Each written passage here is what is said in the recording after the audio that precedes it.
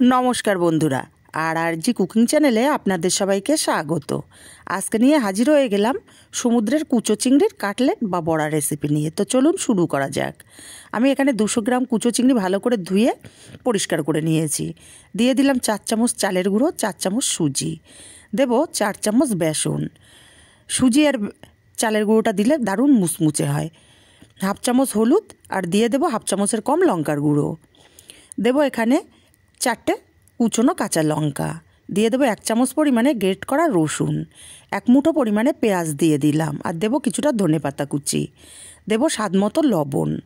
और पेঁয়াজের परिमाणटा बेशी दिले किन्तु এই কাটলেট বা বড়াগুলো খেতে দুর্দান্ত হয়।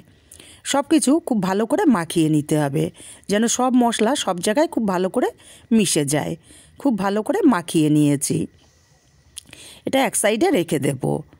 এবার একটা কড়াই গরম করে দিয়ে দেব বেশ কিছুটা তেল। তেলটাকে গরম করে নিয়ে ছড়িয়ে দেব কড়ার গায়ে।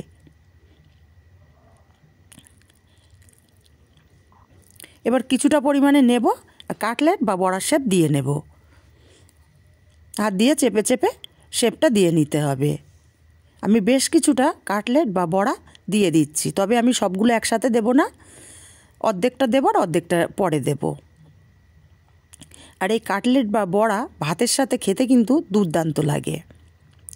কিছুটা পরিমাণে দিয়ে দিয়েছি, এক পিঠ ভাজা হলে আরেক পিঠ উল্টে দেব।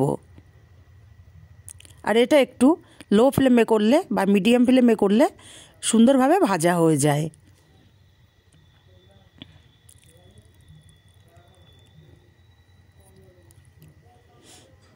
আপনারা কিভাবে বাড়িতে করেন কমেন্ট করে জানাতে কিন্তু ভুলবেন না।